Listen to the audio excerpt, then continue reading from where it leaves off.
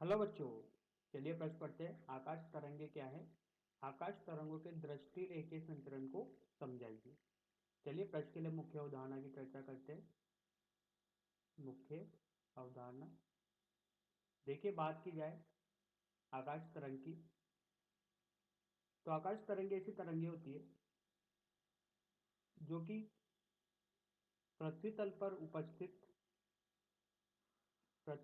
उपस्थित प्रेक्षित एंटीना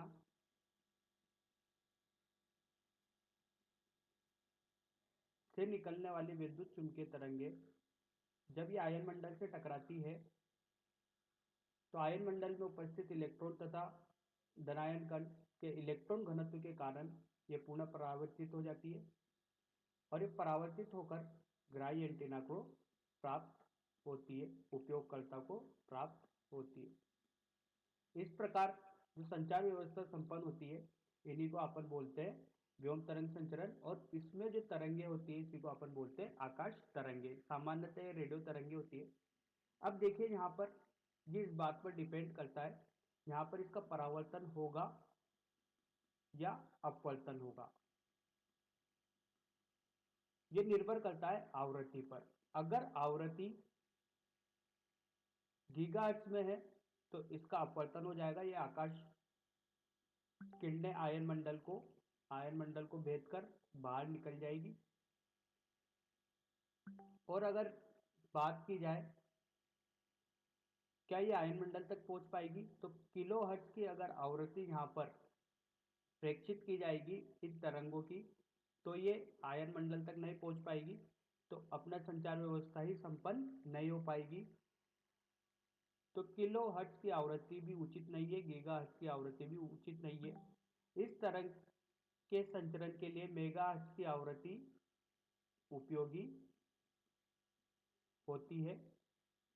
इस आवृत्ति के परास के लिए अपन आकाश तरंगों का आयन मंडल से परावर्तन कर सकते हैं और अपना सूचना को एक स्थान से दूसरे स्थान पर आराम से संचरित कर सकते हैं। आइए बच्चों प्रश्न के मुख्य हल पे चलते हैं। अवधारणा के बाद आकाश तरंगे क्या होती है? रेखीय संचरण, दृष्टि रेखीय संचरण को समझाइए।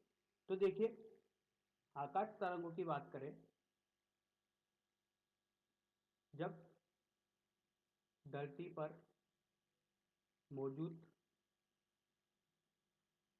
धरती पर मौजूद प्रेक्षित एंटीना की बात की जाए, प्रेक्षित एंटीना की बात की जाए,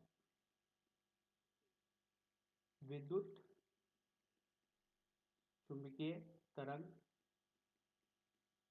आकाश में भेजते हैं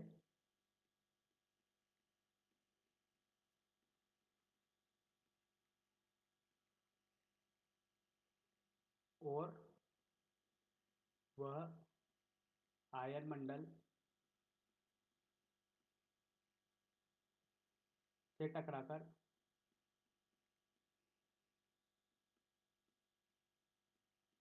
ग्राही एंटीना तक पहुंचती है, तो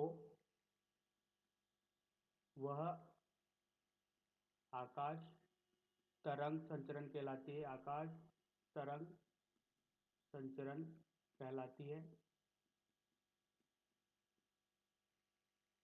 इसका इस्तेमाल लंबी दूरी के प्रसारण के लिए किया जाता है और इसकी जो आवृत्ति होती है, आवृत्ति परास की अगर बात की जाए, आवृत्ति परास, तो 2-3 मेगाहर्ट्ज से 30 मेगाहर्ट्ज की आवृत्ति की परास इसके लिए उपयोगी होती है। इससे अधिक आवृत्ति होगी तो अपवर्तन हो जाएगा और इससे कम आवृत्ति होगी तो यह आयन मंडल द्वारा पहुंच ही नहीं पाएगी, तो अपना संचार व्यवस्था ही संपन्न नहीं होगा।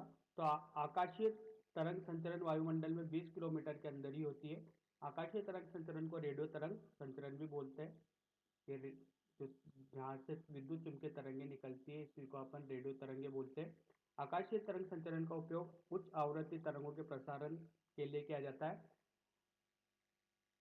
और कई दूर तक बैठे हुए प्रेक्षी और ग्राही के मध्य अगर दूरी अधिक होती है तो आकाश तरंगों का संचरण के द्वारा सूचना संप्रेषित की जाती है। तो बच्चों आशा करता हूँ आपको यह समझ में आया होगा। धन्यवाद।